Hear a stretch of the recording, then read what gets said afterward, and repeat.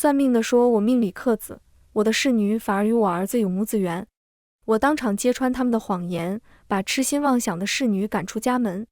后来我辅佐夫君平步青云，助儿子世袭爵位，可父子俩却联合把我囚禁到柴房，让我遭受百般折磨。原来他们一直怪我赶走侍女，害得她饿死在外面。在睁眼，侍女正跪在我面前，只要夫人答应，奴婢愿意给少爷做娘。大家好，欢迎收看达达听书。夫人，恕贫道直言，你命里克子。小少爷若是养在你身边，轻则灾祸不断，重则殒命啊。这话术怎么这么熟悉？我迷茫睁眼，看清楚面前的黄袍老头时，微微一怔。这不是10几年前那个装神弄鬼的骗子吗？我这是重生了。由不得我深思，那老头便看向我身后的侍女之墨，随即惊呼一声。这侍女命格奇特，贫道掐指一算，她竟与小少爷有母子缘分。如此看来，只有让龙儿换一位娘亲了。之墨，你可愿意？张正书大步走到之墨面前，目光灼灼地盯着他。之墨面含春色，娇娇柔柔地跪在地上。只要能帮上老爷和少爷，奴婢愿意给少爷做娘的。他们二人旁若无人的对视，连空气都变得粘稠起来。要夺我怀胎10月生下的儿子，也没人问我愿不愿意。我攥紧手里的帕子，嘴角若有似无地泛着一抹冷笑。原来他们从这时候就有奸情了。之墨是我从青楼救下来的，他被人骗去青楼，又不愿接客，正要被保姆夜打。我路过时，他们正当街扒他的衣服，已经围了不少人。我并不想管此事，但他的声音却让我止住了脚步。不是，你们就光看着吗？帮我报警啊！古代叫什么来着？哦，对，告衙门啊！我一下子便知道她也是个穿越女。看在老乡的份上，我就下了她，给她改名叫之墨。我把之墨留在身边，潜移默化地教她如何在古代生存。除了隐瞒自己也是穿越女的事，我对之墨算得上是掏心掏肺了。却没想到之墨不知何时看上了我相公张正书。他故意引算命的老道入府，设下此局，想鸠占鹊巢。夫人，你心里若是有气，便撒在奴婢身上吧，千万不要怪老爷和少爷，都怪奴婢一心只想帮少爷躲过夫人招来的灾祸。之墨身子似是不稳，柔弱地抓住张正书的袖摆。张正书轻拍他的手，把他护在怀里，已经表明了态度。他又把目光抛向了龙儿。龙儿狠狠瞪着我，把手里的糖葫芦砸到我身上。莫姨那么好，你为什么要欺负她？你平日只知道逼迫我读书，只有莫姨才会变出各种各样的玩具给我，我要让莫姨当我娘。之墨感动得哭了，满脸欣慰。我们龙儿长大了，知道保护莫姨了。但龙儿千万不要跟夫人置气，都怪我一心只想着为你好，忽视了夫人的感受。他这番话鼓舞了龙儿，暗示他做的是对的。龙儿更加激动，甚至抄起旁边的茶壶就朝我泼过来。我往旁边一躲，那壶茶水便正好泼到我身后张正书的脸上。只可惜是凉茶，只是让他样子有些狼狈，没把他泼死。在张正书发火前，我先开了口。我什么时候说我不同意了？若是有助于龙儿，那给他换个娘也未尝不可。三人显然没料到我这么说，齐齐一怔，尤其是张正书，一副不可置信的样子。你果真想好了？我云淡风轻的点头。你放心，等我纳了之墨后，虽把龙儿交给他抚养，但龙儿还是在你名下的。张正书语气缓和下来。我当初答应过你爹，永远以你为妻，自然不会言而无信。不必多此一举，龙儿就送他了。他当初还在我爹面前痛哭流涕的发誓，此生若有负我，天打雷劈呢。我嘴角泛起一抹讥诮的笑意，对上张正书喜悦的目光。张正书，我要同你和离。张正书脸上的笑僵住了，许久才缓过神来。他难以置信道：钱莹，你可想好了，我如今以状元之身入翰林3年，前途大好，正成了你爹的心意，而你却放着好日子不过，偏要去做下堂妇。不是下堂，我纠正他，是和离。张正书咬牙切齿道：你钱莹就是个低贱的商贾之女，自然是我休了你。商贾之女，又是这4个字。我胎穿到古代，成了首富独女钱银。可他们都说士农工商，商人之见。我爹被这4个字压了半辈子，不想让我也背负骂名。他在考生中精挑细选了许久，最终选中了才貌双全但家徒四壁的张正书。成婚那日，张正书挑开我的盖头，眼里止不住的惊艳。他执着我的手，目光灼灼，银儿，我张正书定金榜题名，此生必不负你。他高中那日，我从未见我爹那么高兴过。他开了100年女儿红，喝得手舞足蹈，笑着笑着就哭了。太好了，以后我的银儿就是官夫人，后代也是官宦子弟，再也没有人敢说我的女儿低贱。我不想让爹失望，所以哪怕我知道张正书变了心，我也想努力做好他的夫人。上辈子我3言2语便破了道士的谎言，把不忠不义的芝墨赶出了府，让他自生自灭。张正书和我冷战了几日，最终还是答应我绝不纳妾，但我不能插手他养外事。龙儿闹了很久，甚至一见到我就像疯了一样大哭。后来还是张正书和他私下里谈心几次，他才平复心绪。日子步入正轨，我兢兢业业操持府内家务，维护府外关系，还在张正书官场失意时帮他理清思绪。张正书最后当上吏部尚书，还被封了伯爵。这些年他虽未纳妾，但带回了好几个庶子女，其中不乏出类拔萃之辈。在后宅的明争暗斗中，我最终为龙儿保下了爵位。可龙儿封爵那日，竟命令家丁把我绑入柴房。我被鼠蚁啃咬得奄奄一息时，才听到龙儿咬牙切齿的声音：自作孽不可活，要不是你这毒妇赶走莫仪，他又何至于活活饿死？既然他因此是恨了我一辈子，那这次我也不要他了。我一脚踹翻了张正书的书案。张正书，要么今日你乖乖同我和离，要么明日宫里下圣旨命我们和离。张正书想到了什么，脸色变得煞白，最终还是如我所愿，在和离书上按了手印。我姑姑入宫10余年，现今已是圣上最宠爱的贵妃，若不是因为出身商贾，那后位也该是她的。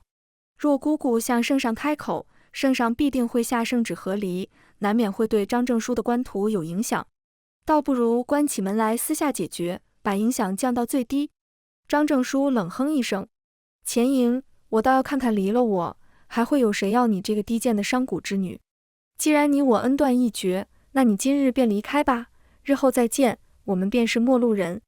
我没理会他，视线在院子里扫了一圈，在心里盘算了一番。张正书，我的嫁妆自是要带走的。你心里瞧不上商人，可你为什么要住我的宅子，戴我的珠玉，用我的家具呢？这些都是卑贱的商人买的，可不要污了你的高洁。当初我嫁张正书的时候，他家徒四壁，所以这宅子里的所有物件都是我的嫁妆买的。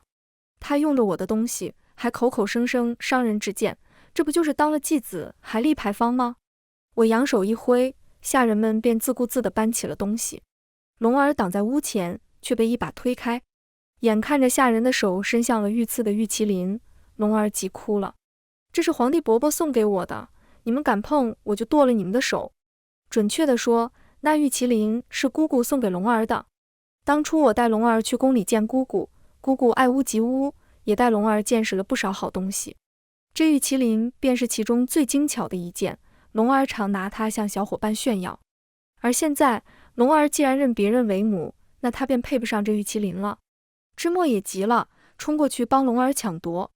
这是龙儿的东西，你们这群强盗给我放开！在争执中，那玉麒麟摔了出去，碎了一个裂痕。我朝下人们点头，无碍，继续搬。张正书脸上青筋暴起，似乎在极力压抑着怒意。钱莹，你看看你现在的样子，粗俗蛮横，斤斤计较，和泼妇有什么区别？果然，麻雀再怎么伪装也成不了凤凰。你和你那个商贾爹骨子里一样的低劣下贱，我当初真是瞎了眼。我抡圆了胳膊，一巴掌扇在他脸上，直接把他一个文弱书生脸给打肿了。张正书，如果没有我爹，你早就饿死了。连基本的知恩图报都不懂，你还当什么官？为什么民？龙儿倒是个大孝子，见他爹挨打，扑过来撞向我，被我一脚踹开。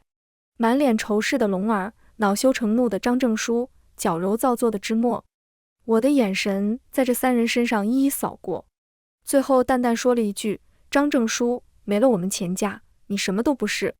1个月后，我来收宅子。张正书一直认为我们钱家攀上他这位状元郎，是祖上冒了青烟。状元是什么很稀奇的东西吗？3年就出一个。他在翰林待了这么久，从未想过为什么院士那么多，唯独几次重要的晋升机会都落到了他身上。他不知道，这些年为了他的官路，我没少往外打点。这家寿宴，那家喜宴，只有最贵重的礼物，才能让这些世家把张正书这个无根基的小官放在眼里，必要时拉扯一把。就比如3日后的太傅寿宴，从前我都是送上千金难寻的墨宝讨太傅欢心，太傅才愿意多提携他。而现在，我倒是好奇张正书会送太傅什么寿礼了，芝墨又会给他出什么主意呢？3日后，我躺在我的狐皮摇椅上，正品着西域特有的香茶，便见到婢女笑闹着围过来。小姐，太傅府今日闹出了一个天大的笑话，有个傻官居然空着手去的，您知道他是怎么说的吗？他一本正经地板起小脸，一边憋不住笑，一边有模有样地学着。太傅大人平日对下官照顾有加，今日下官特意准备了一份重礼。他一甩袖子，便是下官的2袖清风。婢女们哄笑成一团。据说太傅当场变黑了脸，命家丁给赶出去了。我也跟着笑，心里却在默默盘算着，张正书这下算是彻底得罪太傅了。按照上辈子的轨迹，他这月底考核顺利通过，便可以调职入朝了。可现在得罪了太傅，他还能那么顺利吗？我不准备插手对付张正书一家，没有氏族根基，又没有财富积累的小官，就像一盘散沙，风一吹就散了，根本不需要我动手。可没想到，他们一家却找上了门。看门的见是我的亲生骨肉，直接把龙儿放了进来。他像只小牛犊子，一把推开挡在他身前的丫鬟，一边哭一边朝我肚子撞了上来。我恨死你了，都是你教唆他们欺负我。我有一瞬的怔愣，却也在反应过来后，一脚把他踹开。我冷声问道：谁把他们放进来的？声音从院外由远及近飘来：钱莹，你好狠的心啊，把龙儿害成现在这个样子，现在又不管龙儿了吗？芝墨从院外走了进来，他已经完全换了一身行头，挽着发髻，穿着水青色的锦袍，手腕上还戴着上等水色的玉镯。看来张正书已经把他那进门了，只是却没想到他这般不要脸，居然穿着我的旧衣服，带着我的镯子，还敢上门同我对峙。钱莹，夫君又不在这里，你快收起你那副虚情假意的样子吧。要不是你跟那些人家说了什么，龙儿在学堂又怎么会被欺负得那么惨？平日里龙儿仗着家里有钱，又算是皇亲国戚，在学堂自然是被众星捧月的孩子王。现在整个京城都传遍我与张正书和离的消息，又有张正书得罪太傅一事，龙儿在他们眼里早已没了讨好价值。那群孩子不再让着他，甚至因为他跋扈的性格不愿意和他搭话。龙儿被孤立个彻底，觉得自己受了天大的委屈。芝墨也觉得都是我的错，便带他来找我兴师问罪。我听完这因果，没忍住，把嘴里的茶喷了芝墨一脸。我戏谑地朝芝墨问道：你带他来找我，是想从我这里讨到什么？什么讨不讨的，都是亲母子，说的那么难听。芝墨把龙儿推到我面前，给他递了个眼色。龙儿不耐烦地朝我开口：他们孤立我，其实我也没把那群庶子放在眼里，我找夫子直接退了学。我当众发话，说姑外祖母马上要安排我进广学馆读书，才不屑跟他们在一块。我没忍住，嘴里的茶又喷了龙儿一脸：你让我把你送进广学馆？他可真敢想啊，骨子里和他爹一样自信且普通。广学馆是皇子王孙读书的地方，官宦子弟最低也要2品。现在张正书一个未入朝的5品官算个屁，你进宫去求求姑外祖母不就行了？龙儿抹了把脸上的水珠，一副理所应当的样子。就算爹爹不要你了，我也还是愿意给你这个母亲一个机会的。芝墨也一副为我好的样子。钱莹，你只有龙儿这一个孩子，以后你钱家这偌大的家业还不是得交到他手上？你现在多为龙儿考虑，以后他有出息了，不也是光耀你们钱家门楣？说的真好，我都有点动心了。假的，我钱家还没沦落到需要一个妾室子继承。我一扬手，外面便送进来4个孩子，男男女女站成一排，整齐地唤我娘。他们都是我在育幼院千挑万选出的孩子，头脑聪慧，人品纯善。我给他们穿上绫罗绸缎，为他们请来最好的先生，让他们以后成为钱家下一代的掌门人。至于龙儿，一个认丫鬟做娘的孩子，他和他爹一样，都像个屁，被我噗一声放了。龙儿那日哭哭啼啼回家，发毒誓这辈子都不会再认我。我面无表情地送客，然后把钱府看门的换了人。现在整个钱府上下稳如铁桶，坚决不可能把张正书一家人放进来。还有我的旧衣服旧首饰，也全都给我拿回来，绝不能便宜了他们。就在整个京城都在等着看笑话时，没想到他们一家时来运转，芝墨竟然和王府郡主玩到了一起，还一结金兰攀上高枝。说起来这事还和我沾点关系。芝墨在街上看到接亲队伍，听到百姓都在窃窃私语，说那新郎貌丑无比，偏娶了一位美娇娘，真是奇怪得很。又打听了才知道，那新郎是我们钱家一个管账的，新娘是被他下重聘，算是买回来的。芝墨正义感爆棚，直接当众拦下轿子，大骂新郎狗仗人势，强抢民女，还说婚姻里人人平等，父母之言算不得数，他一个丑八怪休想娶到白天鹅。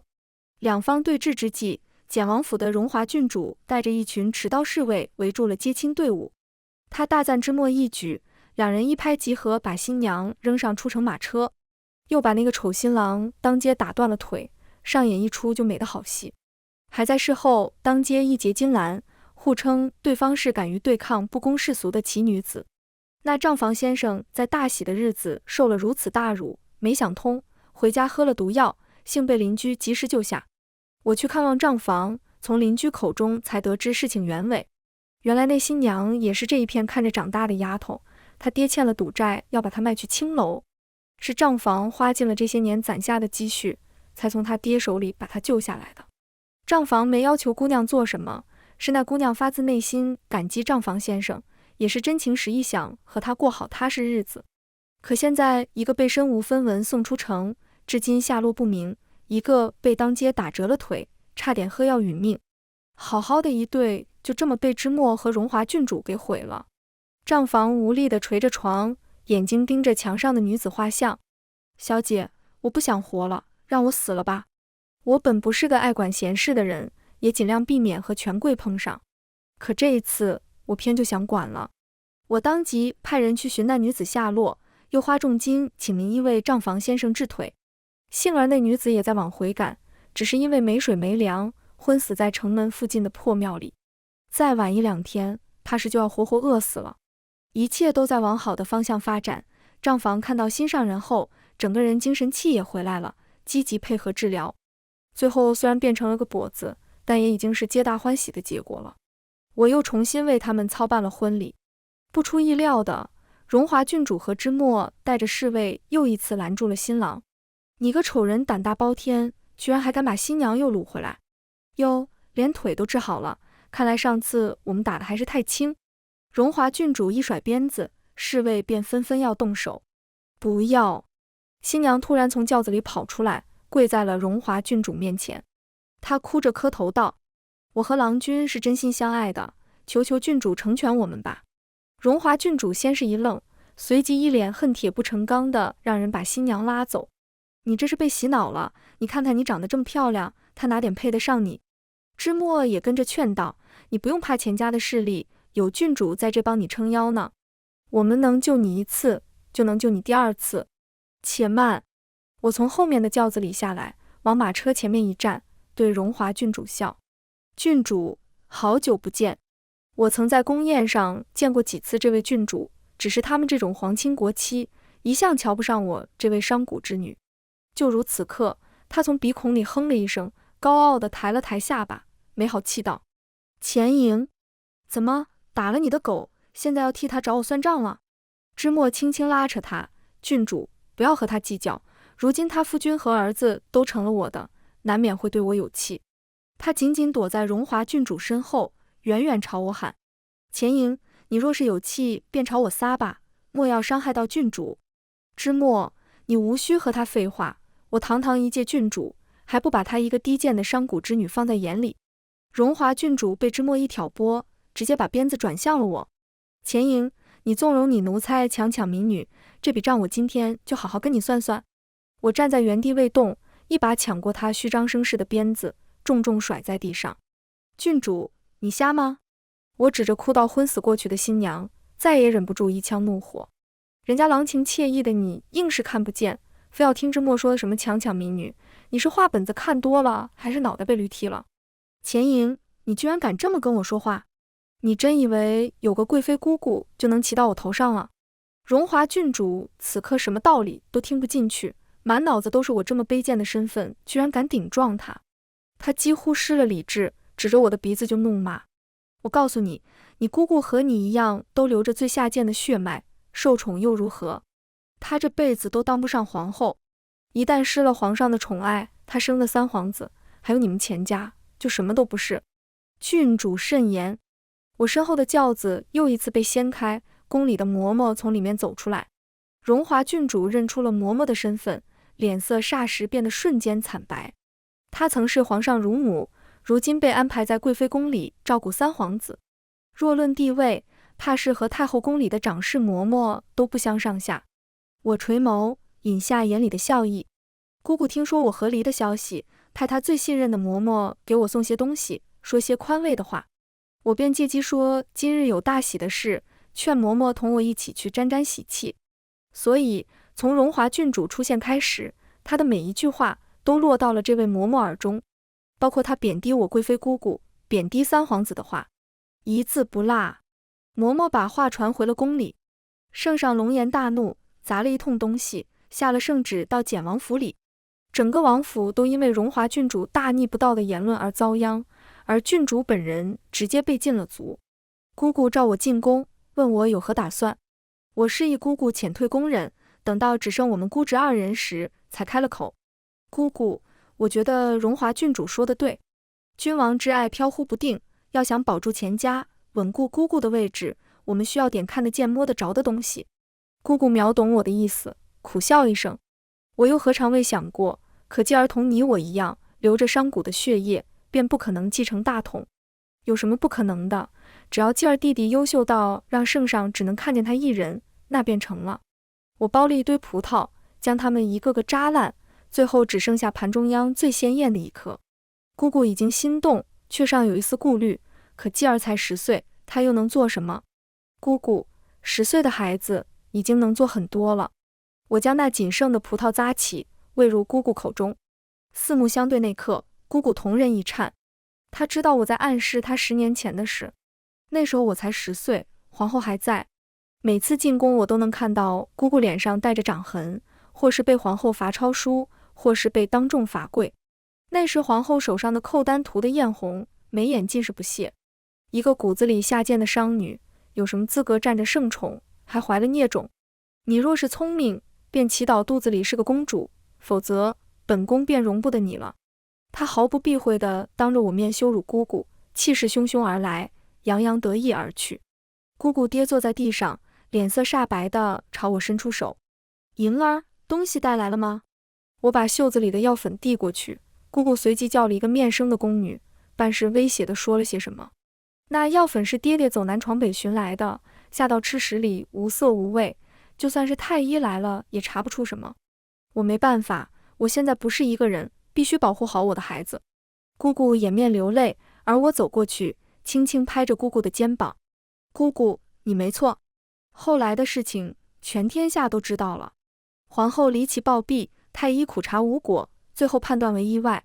随后姑姑生下三皇子赵继，一路晋升至贵妃之位，协理6宫，荣宠无二。只是这么多年后位一直空悬着，所有人都心知肚明，皇上再怎么宠姑姑母子，也不可能为了他们承担天下人的指责。我和姑姑盘算了几位皇子的弱点：大皇子好色，2皇子冒进，4皇子喜欢穿裙子，再往后的皇子便都小于3岁了。现在部署完全来得及。这个朝代的人都看不起商贾，可偏偏千金能驱动万马，真是矛盾。我们钱家穷的只剩下钱了，我花重金培养出一个才貌双全的绝世女子，勾得大皇子魂不守舍，甚至放弃皇位与其私奔，又派人激到二皇子当街殴斗，打死了一个侯府世子。两位皇子的事情让圣上失望透顶，姑姑便提议圣上大办秋寿散心。而我们钱家找了技术高超的驯兽师，早就带着猛虎后在那里。在圣上被猛虎重击后，三皇子挣脱侍卫跳了出来，死死拦在圣上面前，一副要为圣上豁出命的样子。驯兽师发出信号，让老虎停止攻击，装作被弓箭吓到的样子，窜入林中。这么一出戏，在场权贵无不感叹三皇子的孝道，圣上也搂着三皇子直夸好儿子。这次圣上受重伤也在我们算计之中。圣上再怎么说也是个有血有肉的人，在人心理防线最薄弱的时候，才最可能让他做出不可能的事。三皇子彻夜不休地守着圣上照顾，亲自给圣上熬药，还烫出了火炮。圣上本就宠爱这个儿子，如今见他这么懂事，也忍不住动容。他大手一挥，指使三皇子替他代笔处理奏折。朝堂因此震动，多位臣子进宫进谏，说圣上此举有失周准。贵妃姑姑也抹着眼泪，一脸隐忍，说不想圣上为难。圣上直接一拍床板，这不符合规矩，那有失偏颇。你们一天张嘴叭叭叭，可老虎一来，你们跑得比谁都快。是朕的继儿挡在朕面前，是朕的继儿在彻夜不休地照顾朕，朕的继儿比你们任何一个都强。圣上康复不久，邻国使臣前来献礼问候。在大殿之上，他出了一道难题。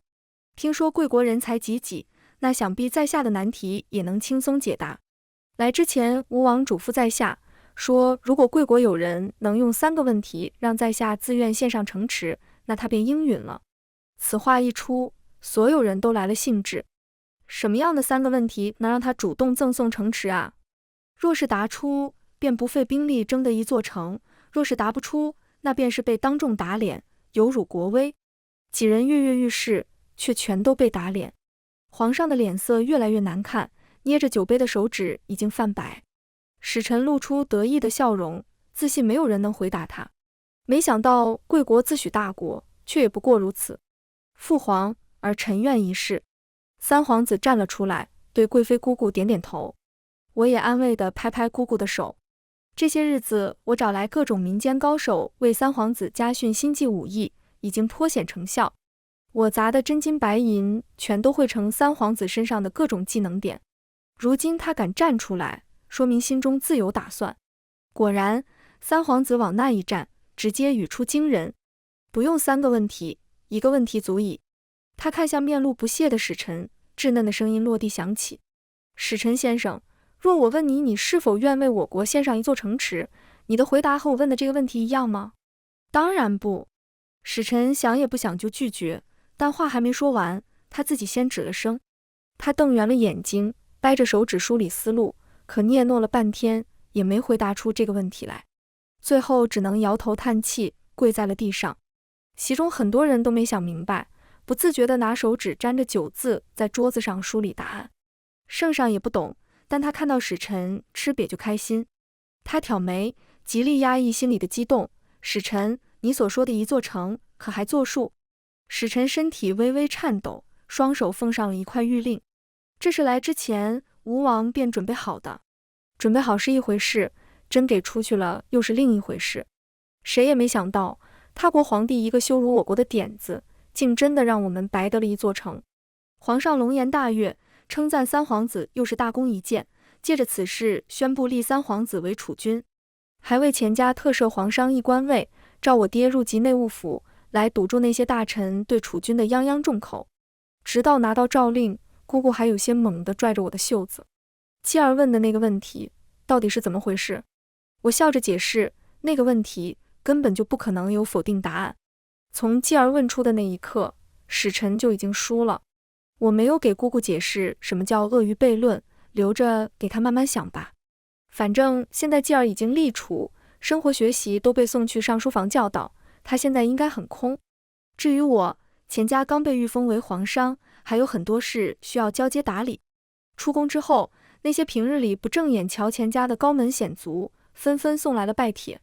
以商人之身被封官位，这是个很好的开始。更多扶持商人身份的政策，就靠继儿登基后慢慢改革了。我这半年来被诸事耽搁，竟忘了去收张正书一家的宅子。亏得张正书一向自诩清高，摊住我的宅子这么久，连声屁都不放。马车还隔着很远，便听到了院子中的吵闹。你个贱妇，还想往哪儿跑？我和龙儿因为你才沦落到这般田地，你这辈子就算死也得死在我手里。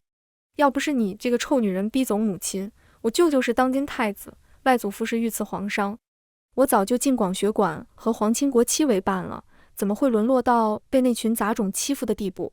鸡飞狗跳的声音伴着女人的哭喊又一次响起。我站在院门口，忍不住皱了皱眉。这个往日里珠光宝气的宅子，此刻生动演绎了家徒四壁4个字。所有的东西都是花我的银子买的，我早就叫人拆了回去。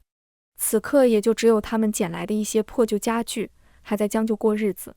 娘！看到我时，张正书父子俩浑浊的眼睛双双一亮。娘，你是来接我去钱府的吗？龙儿小跑过来，想要抱我，却被我闪身躲开。龙儿委屈地指着袖子上的破洞。娘，我认错了，你把我接走吧。我不想再穿料子这么差的衣服，也不想跟着他们吃这些菜叶子，我好想念娘在的日子。那些日子当然好，我会给他准备最昂贵的料子做衣裳，会给他寻来各种昂贵的珍馐玉丸，会让他每天坐着最舒服的轿子，被10来个仆人伺候着。就是这样被我用金钱堆砌起来的好日子，还不如芝墨随手给他折的千纸鹤。我蹲下身子，戳了戳龙儿身上的破洞，衣服怎么坏了？龙儿哇一声哭出了声。娘，我想你，我好想你啊！我退后半步，指着同样一身破烂的芝墨，冷静道：想什么？你娘不在那儿吗？快去让你娘给你补补洞吧。当初龙儿童言无忌，你又何必记在心里？张正书眉眼也有几分憔悴，显然也是吃尽了苦。我和龙儿当初不过是被这件妇蒙骗了，信了那个道士的鬼话，你也应该体谅我们才是。如今我官职不保，龙儿也退了学堂，你也算出气了，可以回来了吧？哈！我直接气笑了。张正书，你这脸上长的是嘴还是菊花啊？喷出来的是人话吗？让我回来，你是不是还没睡醒啊？张正书显然没有听进去。